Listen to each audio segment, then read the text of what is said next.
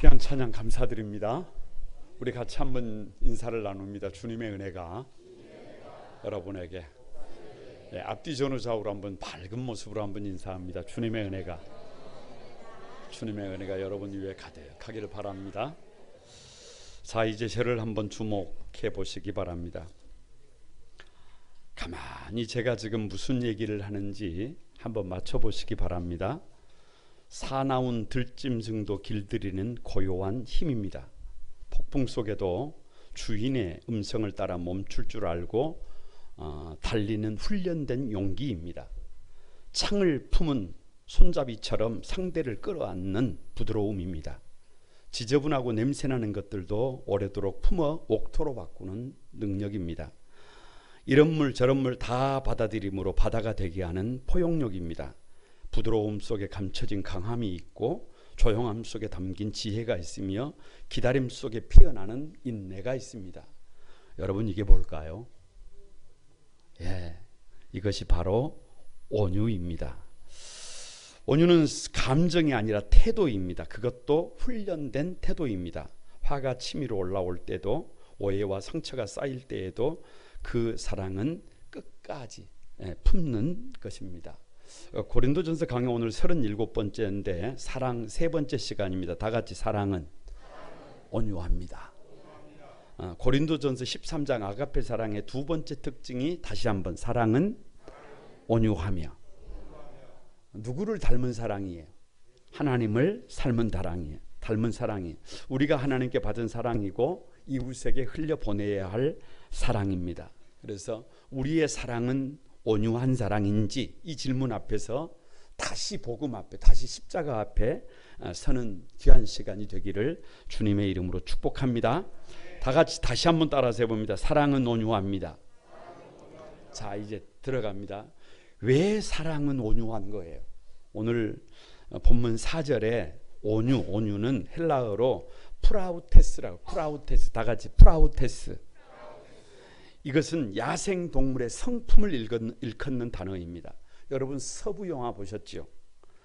막 카우보이들이 야생말을 길들이는 장면을 보신 적이 있으세요? 그 거친 들소, 로데오라고 하는 거친 들소를 여러분 보신 적이 있으십니까? 짐승, 야생 동물입니다. 사람의 손을 타지 않았어요. 길들여지지가 않았어요. 자기 본능대로 움직입니다. 사나워서 도무지 가까이 할 수가 없습니다. 그런데도 끊임없는 훈련을 통해서 자기 본능대로 하면, 자기 기질대로 하면, 자기 하고 싶은 대로 하면, 자기 욕구대로 하면 답이 없다라고 하는 것을 경험하게 되는 거예요. 자기 하고 싶은 대로 하면 뭐가 돌아와요? 채찍이 돌아옵니다. 그래서 천천히 다듬어집니다. 천천히 주인이 원하는 상태로 바뀝니다. 온유가 뭐냐? 이 프라우테스가 뭐냐? 야성은 살아있지만 완벽히 길들여진 상태를 온유라고 합니다. 다 같이 한번 따라서 해봅니다. 야성은 살아있지만 완벽히 길들여진 상태다. 저와 여러분의 이야기 맞는 거죠? 더 중요한 것은 주인의 명령에 절대 순종한다는 겁니다. 전장에서 화살이 비오듯 쏟아져도 주인이 달려라 그러면 어떻게 하는 거예요? 달리고 싶지 않아요. 왜요? 화살이 비오듯 쏟아진다니까요. 마음은 가고 싶지 않아요. 위험한 것을 알기 때문에, 힘든 것을 알기 때문에, 멈추고 싶기 때문에. 그런데 내 생각보다 주인의 명령이 앞섭니다. 그래서 달립니다. 마찬가지입니다. 더 달리고 싶어요. 더 뛰고 싶어요. 그런데 주인이 고삐를 당기면서 멈춰라 하면 어떻게 해요? 멈춥니다. 그것이 온유입니다. 온유는 약함이 아닙니다. 온유는 다스려진 힘입니다. 다 같이 온유는 길들여진 능력입니다. 이 온유는 하나님께 길들여진 성품이에요. 그래서 이 온유를 영어 성경에서는 온유라고 번역하지 않고 카인드, 친절이라고 번역하고 있습니다. 그래서 이 온유는 하나님의 사랑의 법칙입니다. 그래서 이 온유를 일컬어서 다 같이 한번 때로는 산들바람처럼 부드럽고 때로는 폭풍처럼 강하다. 누구 얘기여야 해요? 저와 여러분의 이야기여야 해요. 이렇게 한번 살아봐야 되지 않겠어요? 여러분, 성도답게 한번 살아봐야 되지 않겠어요? 왜 사랑은 온유하느냐? 이 온유를 한자로 따뜻할 온자에 부드러울 유자를 씁니다. 쉽게 말하면 따뜻하고 부드럽다는 얘기예요. 특히 부드러움을 설명할 때 한자가 이렇게 돼 있어요. 부드러울 유자가 창과의 아래 나무목이에요. 무슨 말이에요? 그러니까 다시 말하면 창을 그 날카로운 칼을 이게 들고 다닐 수가 없잖아요. 그런데 그 부드러운 나무를 밑에다가 이렇게 품으면 이 부드러운 나무가 그 창을 품으면 이걸 소유가 가능한 겁니다. 이걸 검으로 이용할 수가 있는 것입니다. 그러니까 진정한 부드러움이란 다 같이 날카로운 것을 품을 수 있는 힘이다, 능력이다. 뭐라고요? 날카로운 것을, 문제 없는 것이 아니라 날카로운 것을 품을 수 있는 능력이라니까요. 그래서 성경에서 사용되는 이 온유라는 말 자체가 여러분 이런 거예요. 그냥 술에 술 탄 듯 물에 물 탄 듯 뭐 이런 것이 아니라 당시 사람들에게 환자가 약을 먹고 고열이 정상으로 돌아온 상태. 그냥 뜨거운 바람이 불고 있는데 어디선가 시원한 바람이 불어온 상태. 그때를 온유라고 그래요. 그때를 온유한.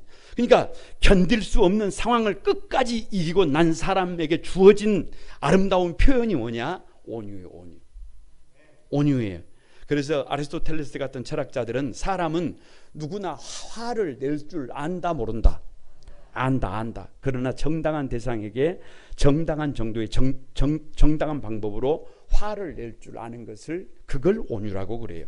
그래서 이 온유를 옥토에 비유합니다. 옥토에. 마태복음 13장에 보면 씨 뿌리는 얘기가 나오는데 그 씨 뿌리는 얘기는 사실은 밭의 비유예요.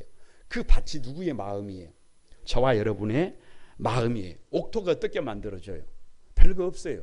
자갈을 걷어내고 그리고 거기다가 자꾸 비료를 주는 거예요. 거름을 주는 거예요.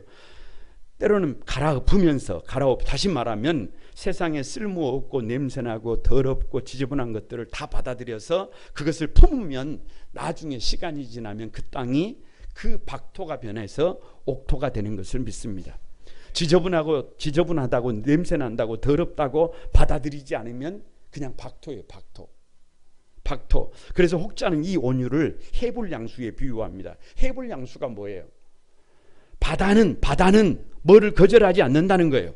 이물저물 따지지 않는다는 거예요. 더럽든 맑든 차갑든 뜨겁든 바다는 다 품어요. 결국에는 모든 물을 자기 깊은 곳으로 녹여 하나의 바다로 만들어냅니다.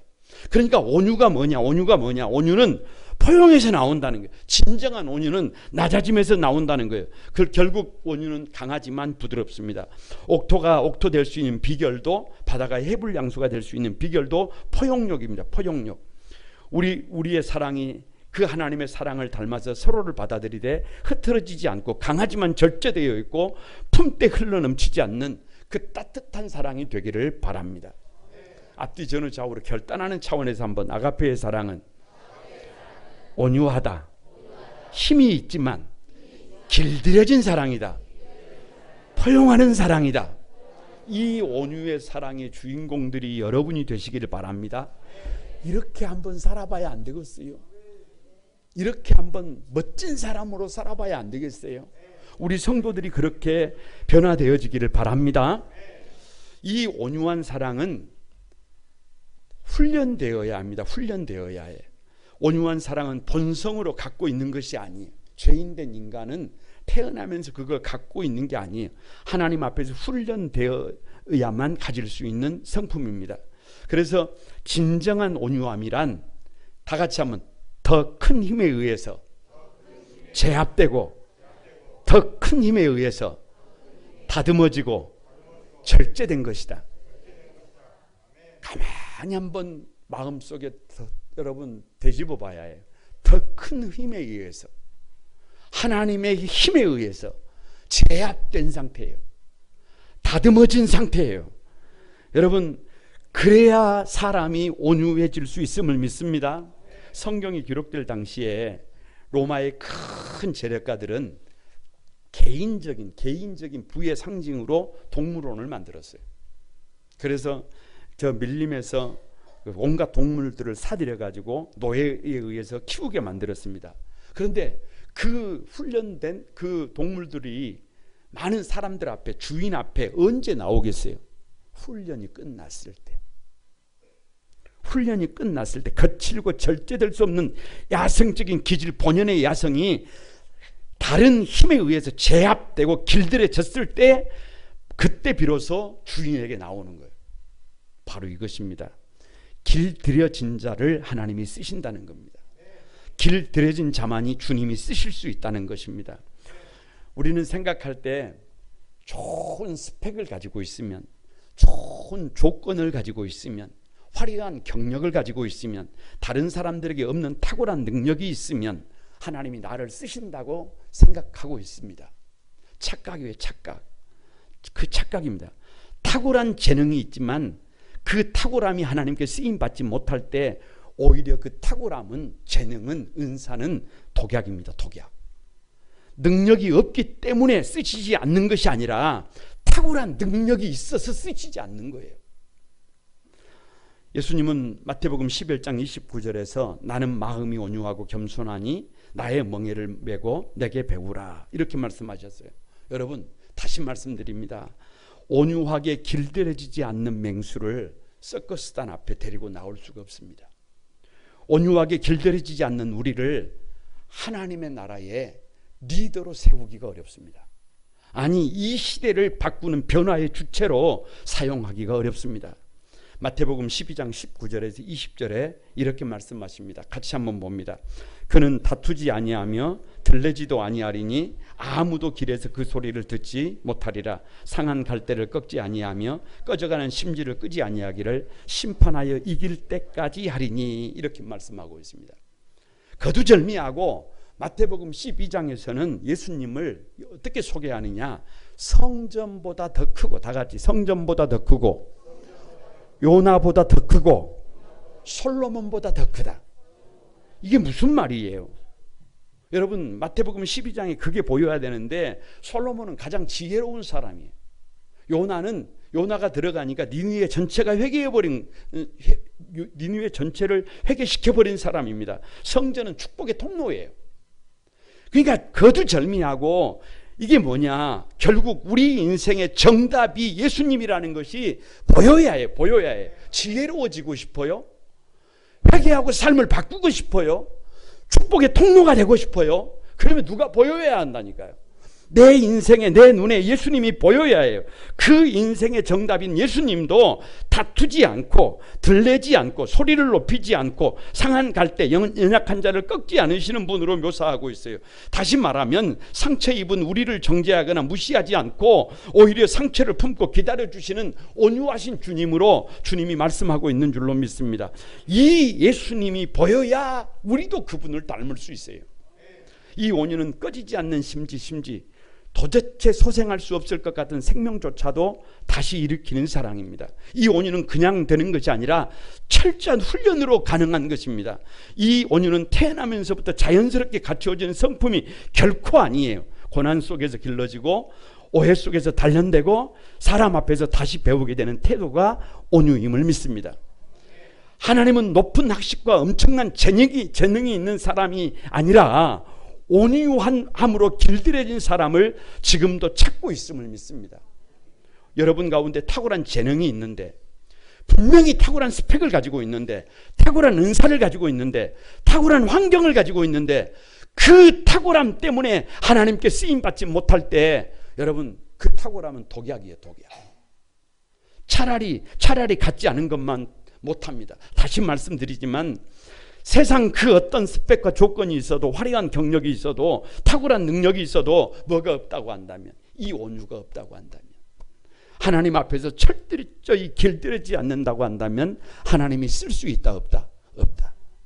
쓸 수 없다. 모세는 왕궁에서 40년을 훈련받았습니다. 탁월한 교육을 받았습니다. 그럼에도 불구하고 온유함이 없을 때 자신의 감정을 이기지 못해서 애굽인 병사 한 사람을 죽이게 됩니다. 살해하게 됩니다. 그 결과가 뭐예요? 미디안 광야로 도망을 가서 40년 동안 다시 교육을 받았어야 해요. 다시 부드러워진, 다시 다듬어지는, 다시 온유해지는 훈련을 받아야 했어요. 여러분, 가만히 설교를 준비하면서 이런 생각이 들었어요. 쌀이 있고 밥이 있습니다. 아무리 생쌀이 기름지고 품종이 좋아도 밥이 되지 않으면 끓어서 뜸이 들여지지 않으면 밥상에서 그 밥을 먹을 수가 없습니다. 마찬가지입니다. 우리가 밥처럼 될 수 없다면, 우리가 부드러워질 수 없다면, 우리가 하나님의 온유를 배우지 못한다면 우리는 쓰임받지 못할 수도 있습니다. 우리는 들을 때에도 길들여져서 온유해져야 하고, 우리의 입과 손과 발도 길들여져서 온유해져야 합니다. 우리의 마음과 생각과 계획들이 더 길들여져서 훈련되어져서 온유해져야 합니다. 하나님이 기뻐하시지 않는 계획과 생각들을 끊임없이 양산해내는 우리의 생각과 마음, 그리고 우리 입술의 말, 언어, 생활이 다듬어지고 길들여지고 훈련되어져야 합니다. 여러분, 백문일답입니다. 한번 정리하는 거예요. 정답은 온유하게. 뭐라고요? 온유하게. 말씀이 삶의 기준점이 된 사람은 어떻게 사랑합니까? 온유하게. 쉬지 않고 기도 많이 하는 사람은 어떻게 사랑합니까? 온유하게. 아가페의 사랑으로 사랑한다. 어떻게 사랑하는 거예요? 온유하게. 내일이 밝고 미래가 열리는 사람은 어떻게 사랑하는 거예요? 사랑하는 사람이 미래까지 밝히는 사람은 어떤 사랑을 해요? 온유하게. 여러분, 온유하게. 하나님의 방법이 뭐냐? 어떻게 하면 온유해지느냐? 여러분, 사울은 핍박자였어요. 박해자였어요. 스데반을 돌로 쳐 죽인 강팍한 사람이었어요. 대제사장의 허락을 받아서 예수 믿는 사람들을 잡으러 다니는 사람이었어요. 그런 사울이 다메섹에서 성령의 인도하심으로 예수님을 만나게 됩니다. 근데 예수님을 만난 바울에게 나타난 특징이 뭐냐 그러면 거꾸러졌어요. 자아가 파쇄돼 버렸습니다. 이방인의 전도자가 되어서 저 복음을 전하는데 루스드라에서 사람들이 복음 전하는 바울에게 돌멩이질을 던집니다. 복음을 전하다가 돌에 맞아 죽어버렸어요. 그래서 사람들이 죽었다고 낭떠러지에 갖다가 버려버렸습니다. 그런데 다시 일어나서 대배로 다시 전도를 가는 바울입니다. 그렇게 수고하며 애쓰고 여러 번 자지 못하고 줄이며 목마르며 굶고 춥고 헐벗어도 복음을 증거하기 위하여 또 길을 나섭니다. 이걸 온유라고 그래요. 여러분, 지금도 사납고 난폭하고 격정적이고 조급하고 경솔하지는 않습니까? 지금도 그 누가 말을 해도 절대로 듣지 않고 기었고 자기 고집대로 살고 있지는 않습니까? 지금도 자신의 그 능력과 탁월함이 오히려 하나님의 뜻을 방해하는 요소로 남아있지는 않습니까? 여러분, 성령께서 우리를 도와주셔야 합니다. 힘으로도 안 되고 능력으로도 안 되고 오직 하나님의 신으로 될 것을 믿습니다. 성령의 감동이 있어야 하나님의 말씀이 들리고, 성령의 감동이 있어야 하나님의 말씀이 내 삶의 기준점이 되고, 성령의 감동이 있어야 말 못하는 짐승처럼 울부짖어 기도할 때 성령께서 우리의 성품도 만지시고 우리의 속 중심을 만져주셔서 우리를 온유한 사람으로 바꾸실 것을 믿습니다. 탁월한 능력이나 경험이 있다고 해도, 탁월한 은사나 다른 사람에게 없는 그 무엇이 있다고 해도 성령 안에서 길들여지지 않으면, 다듬어지지 않으면, 훈련되지 않으면 하나님께서 쓸 수 있다, 쓸 수 없다. 내가 하는 것이 아니라 여러분, 정말로 그분 앞에 엎드릴 때 그분이 우리를 바꾸고 가실 것을 믿습니다. 우리의 얼굴도, 우리의 표정도, 우리의 성품도, 우리의 말하는 모든 것도, 우리의 삶도 오직 성령의 능력으로 온유해지기를 축복합니다.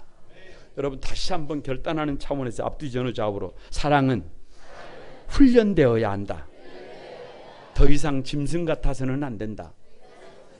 길길이 날뛰어서는 안 된다. 때로는 산들바람처럼, 때로는 폭풍처럼 주를 위해서 구별될 수 있어야 한다. 눈을 좀 이렇게 떠야 해. 눈을 좀 이렇게 탁 기필코 그렇게 살아내리라. 기필코. 그 주인공들이 여러분이 되시기를 바랍니다. 세 번째로, 온유한 자가 땅을 기업으로 받습니다. 다 같이, 온유한 자가 땅을 기업으로 받는다. 마태복음 5장 5절을 같이 한번 봅니다. 시작. 온유한 자는 복이 있나니 그들이 땅을 기업으로 받을 것이며. 자 보세요. 이 본문이 온유한 자는 복이 있나니 그들이 복을 받을 것이다 이렇게 말하지 않고 있어요. 뭐라고 말씀하시느냐? 온유한 자는 복이 있나니 그들이 땅을 기업으로 받는데, 일찍이 교회 학교에서 아이들을 가르칠 때 온유한 사람이 땅을 기업으로 받는다를 설명할 때 이렇게 교육을 한 적이 있어요. 풍선 속에다가 물을 채웠어요. 그리고 나서 멀리 떨어져서 서로 던지면서 받기 훈련을 했어요. 어떻게 받아야 해요?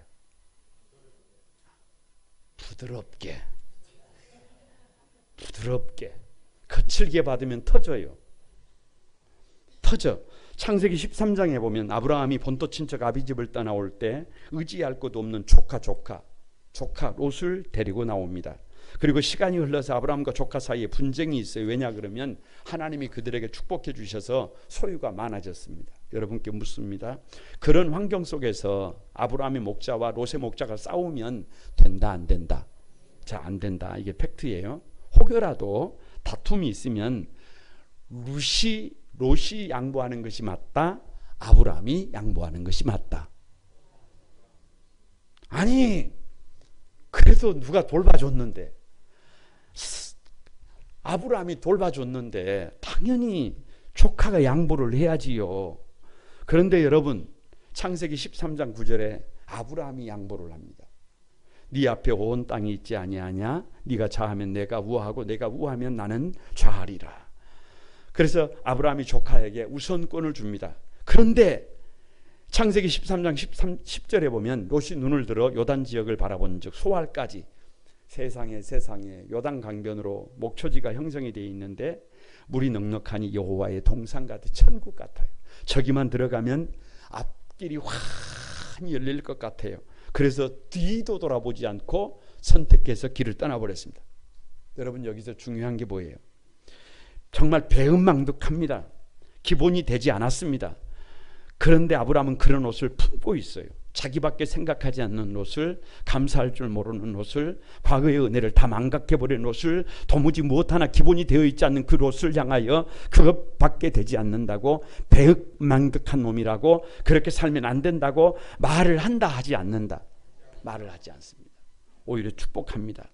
이것이 온유예요. 이것이 온유. 이런 아브라함에게 하나님이 찾아오셔서 가만히 불러요. 아브라함아, 네가 서 있는 그 자리에서 눈을 들어 동서남북으로 봐라. 그리고 이거 보이는 그 땅을 너와 내 자손에게 영원히 주리라. 여러분, 온유한 자가 땅을 기업으로 얻는 줄로 믿습니다. 창세기 26장에 보면 이삭과 그랄 목자들 간의 분쟁이 있어요. 왜냐? 이삭이 이방인입니다. 그래서 그랄 지역에 갔는데 흉년이 왔어요. 가뭄이 왔어요. 농사를 지었는데 그 땅에 사는 원주민들은 농사가 안 돼요. 그런데 이상하게 이삭은 그 해에 농사를 지었는데 100배, 단순히 숫자적으로 100배라는 것이 아니라 다른 그 지역 사람들이 볼 때 이해를 할 수 없을 정도로 넘치도록 하나님이 부어주셨어요. 그 지역 사람들이 시기하기 시작했습니다. 투기하기 시작했습니다. 그래서 이삭이 판 우물을 빼앗아 버리는 겁니다. 이유 없이 빼앗아 버리는 거예요. 우물을 파면 빼앗고, 또 파면 빼앗고, 또 파면 빼앗고, 한 번, 두 번, 세 번. 그래서 우물을 이삭은 어떻게 해요? 이삭은 어떻게 계속 팝니다. 여러분, 참 희한한 것이 빼앗겨도 물이 나온다는 거예요. 파면 나온다는 거예요. 그리고 결국은 파면 팔수록 우물을 빼앗기고 또 파면 그 우물이 넓어지고 또 빼앗기면 또 우물이 넓어지고 결국에는 부엘세바에까지 이르게 됩니다. 여러분, 무슨 말이에요? 빼앗긴다고 삶이 무너지는 게 아닙니다. 강탈을 당한다고 망하는 것이 아닙니다. 다 빼앗겨도, 다 강탈당해도 결국은 누가 이기는 거예요? 온유한 자가 땅을 기업으로 받는 것입니다. 온유를 번역할 때 영어 성경을 보면 대부분의 영어 성경이 이 온유를 친절로 비유합니다. 그래서 그 대부분의 영어 성경을 보면 사랑은 친절합니다. 카인드로 번역을 하고 있어요. 꼭 기억할 것은 여러분 한번 따라서 해보세요. 친절은 사람의 마음도 차지하고 물질까지도 차지하게 한다. 뭐 한다고요? 친절은 온유는 사람의 마음을 얻고 결국은 물질까지 차지하게 된다는 거예요. 다시 말하면 친절은 악한 사람의 마음도 정복하고 선한 사람의 마음도 정복하고 사람만 정복하지 않고 기업까지 정복합니다. 미국에서 있었던 일인데요. 빌라델피아의 작은 호텔에 한 종업원이 있었어요. 비바람이 거칠게 부는 어느 날 새벽 1시경에 빗속을 뚫고 노부부가 비에 젖었어요. 비에 젖어. 그리고 호텔 문을 열고 들어왔어요. 비바람이 거세서 길을 갈 수가 없습니다. 예약은 안 했지만 혹시 방이 있습니까? 라고 물었어요. 방이 없어요. 여러분이라면 어떻게 하시겠어요? 그냥 방이 없잖아요. 그런데 그 종업원은 말씀을 드렸습니다. 방이 없습니다. 제가 이 주변에 있는 호텔들에 연락을 해서 빈 방이 있는지 알아봐 드리겠습니다. 그런데도 방이 있다 없다? 없어요. 그때 마지막으로 제가 묵는 방이 있는데 누추하지만 그 방에서라도 오늘 저녁 쉬었다가 가시겠습니까? 여러분, 그 일이 있은 지 정확하게 2년 후에 그 종업원은 뉴욕 5번가, 여기 5번가라고 하면 중심지라는 얘기예요. 중심지에 대리석으로 지은 궁전 같은 호텔로 초청을 받았습니다. 알고 보니까 가보니까 그날 저녁 그 노신사가 거기에 회장입니다. 이 호텔은 당신을 위해 내가 지은 것입니다. 그 호텔은 뉴욕을 상징하는 42층짜리 월도프 아스토리아 호텔이에요. 그 어찌 보면 그 노신사는 윌리엄 월도프 아스토리아 호텔을 그 사람을 위해서 지은 거예요. 그리고 그 종업원을 불러서 책임을 지배인으로 맡게 조지 볼트입니다. 나중에 조지 볼트는 호텔 재벌이 됩니다. 다시 한번, 작은 친절이 인생을 바꾼다. 여러분, 교육학에서 이런 실험이 있어요. 다 같이 한번, 하로우의 실험. 일본인 학자예요. 그런데 무슨 내용이냐 그러면 젖을 먹는 아기 원숭이들 앞에 원숭이 모형을 만들었어요. 원숭이 모형을 하나는 철사로 딱딱하게 만들고 하나는 어찌 보면 부드럽고 두꺼운 천으로 부드럽게 만들어서 원숭이를 만들고, 그리고 가슴에다가 우유병을 꽂았어요. 그러니까 처음에 그 두 모형을 보고 원숭이들이 첫날은 이 모형에도 저 모형에도 막 달려가서 우유를 먹는데 그 다음 날부터는 어디로 안 가요? 철사로 만든 인형에게는 가지 않습니다. 어디로 가요? 부드럽고 두꺼운 천으로 만든 그 엄마 원숭이의 품에 가서 우유를 먹습니다. 여러분, 이것이에요. 원숭이도 부드러운 것을 원한다는 거예요. 인간 관계도 그렇습니다. 날카롭고 딱딱하고 매정한 사람보다 부드럽고 온유한 사람을 찾습니다. 아니, 목말라 있어요. 아가페의 사랑도 마찬가지입니다. 따뜻해야 합니다. 부드러워야 합니다. 그것이 사랑입니다. 말씀을 마칩니다. 여러분 가운데 혹시 어떻게 살아야 할지, 오늘 우리 시대를 어떻게 극복해야 할지, 우리 시대의 이 어려움을 어떻게 넘어서야 할지 고민하고 계십니까? 진로를 찾고 계십니까? 말씀 속에 답이 있어요. 나는 온유로 훈련되었는지, 나는 온유로 포용력이 있는지 자신을 점검해 봐야 합니다. 꼭 기억할 것은 자격이 없고 실력이 없고 학벌이 부족해서 쓰임받지 못함이 결코 아닙니다. 힘이 없거나 능력이 없어서 쓰임받지 못하는 것이 결코 아닙니다. 나의 체질이 시퍼렇게 살아서 지금도 나의 혈기가, 나의 고집이 살아있어서 아직도 쓰임을 받지 못하고 있는 것입니다. 어떻게 살아가야 할까를 고민하기 전에 저와 여러분의 삶의 자리를 다시 한번 진중히 점검하고, 저와 여러분의 삶의 태도가 그 아가페의 사랑을 본받아서 저와 여러분이 온유해질 때 작은 자리에서 친절해질 때 하나님은 그 너머에서 눈으로 보지 못하고 귀로 듣지 못하고 마음으로 생각하지 못하는 일들을 이루어 가시는 분이신 줄로 믿습니다. 바라기는 한 소망의 모든 가족들이 이 온유한 사랑으로, 친절한 사랑으로, 포용하는 사랑으로 쓰임받는 우리 시대의 일꾼들이 되기를 주님의 이름으로 축복합니다. 우리 찬양하면서 기도하겠습니다.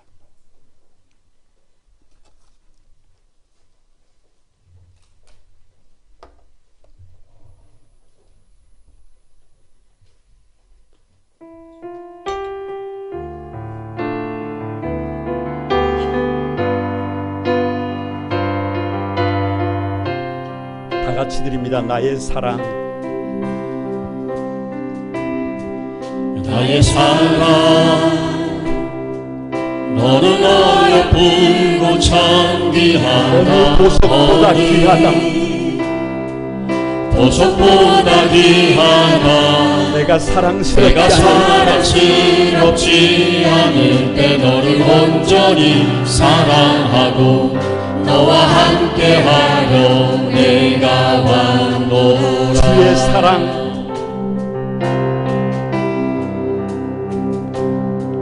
주의 사랑,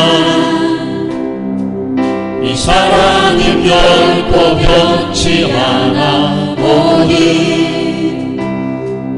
계절 돌보시네. 푸른 마르고 꽃은 시리라. 주의 말씀은 진실해. 실수가 없으신 주만 바라라. 주님의 나라와 주님의 나라와 뜻이 나의 삶 속에 임하시며 주님 알기를 주만 보기를 소망해. 거룩히 살아갈 힘과 거룩히 살아갈 힘과 두려운 믿음 주신 나의 하나님. 완전한 사랑 찬양해. 나의 사랑, 너는 어여쁘고 나의 사랑, 너는 어여쁘고 참 귀하다. 어디 보석보다 귀하다. 내가 사랑스럽지 않을 때 너를 온전히 사랑하고 너와 함께하려 내가 왔노라. 주의 사랑, 주의 사랑, 이 사랑이 결코 변치 않아. 모든 계절 돌보시네. 푸른 마르고 꽃은 시드나. 주의 말씀은 진실해. 실수가 없으신 주만 바라라. 여러분 두 손 들고 다 같이 주님의 나라와 주님의 나라와 뜻이 나의 삶 속에 임하시며 주님 알기를 주만 보기를 소망해. 살아갈 힘과 거룩히 살아갈 힘과 소용없는 믿음 영없는 믿음 주실 나의 하나님, 주신 나의 하나님. 완전한 사랑 찬양해. 찬양해. 여러분 우리 같이 한번 기도하십시다. 사랑을 좀 배워야 합니다. 사랑을 좀 알아야 합니다. 왜요? 하나님은 사랑입니다. 우리 평생의 사명이 사랑다운 사랑을 하는 것입니다. 뭐가 사랑이냐? 오늘 온유함이 아가페의 사랑이라고 합니다. 충분히 사나운 삶을 살 수 있습니다. 충분히 난폭할 수 있습니다. 그런데 훈련되어졌습니다. 더 큰 힘에 의해서 길들여졌습니다. 그래서 포용하는 사랑입니다. 너무 내 고집대로 살고 있지는 않습니까? 신앙생활을 내 마음대로 하고 있지는 않습니까? 마음을 열어야 합니다. 그리고 나는 온유한지 물어야 합니다. 나는 온유함으로 훈련된 사람인지 점검해야 합니다. 나는 온유함으로 복을 누리고 싶은 열망이 있는지 한번 점검해야 합니다. 하나님 앞에 온유하지 못했던 지난 날들을 회개하면서 하나님, 온유한 사랑의 주인공이 되게 해주십시오. 나 때문에 더 많은 사람들이 행복해지게 도와주시고 나 때문에 많은 사람들이 세워지게 해주십시오. 우리 다 같이 한번 주여 삼창하고 합심해서 같이 한번 기도합니다. 다 같이 기도합니다. 주여 하나님은 너무 내 고집대로 살았습니다. 하나님 내 생각대로 살았습니다. 내 욕망대로 살았습니다. 하나님 사납게 살았습니다. 난폭하게 살았습니다. 길들여지지 않는 모습으로 살았습니다. 이제는 달라지고 싶습니다. 이제는 훈련되어지고 싶습니다. 큰 하나님의 능력 앞에서 하나님 아버지, 사울이 바울로 바뀐 것처럼 하나님 나도 그렇게 달라지고 싶습니다. 우리 한소명의 사랑하는 성도들이 달라지게 도와주세요. 하나님 성도답게, 하나님의 백성답게 구별하여 살아가고 싶습니다. 하나님 땅을 기업으로 받고 싶습니다. 하나님 열망합니다. 소망합니다. 이 어려운 시대에 우리 하나님의 일하심을 경험하고 싶습니다. 우리 성도들 가운데 불을 귀를 열어주시고 아버지의 말씀이 들려지게 하여 주시고 이 말씀 앞에 나를 저녁업성시켜 하나님 땅을 기업으로 받는 믿음의 주인공들이 되게 하여 주시옵소서. 거룩하신 하나님, 사나운 들짐승도 길들이는 고요한 힘, 폭풍 속에서도 주인의 음성을 따라 멈추고 달릴 줄 아는 훈련된 용기, 창을 품은 나무처럼 상대를 끌어안는 부드러움, 지저분하고 냄새나는 것들도 오래도록 품어 옥토로 바꾸는 능력, 더럽고 냄새나는 것도 다 받아들임으로 바닥에 대게 하는 포용력, 부드러움 속에 감춰진 강함, 조용함 속에 담긴 지혜, 기다림 속에 피어나는 인내입니다.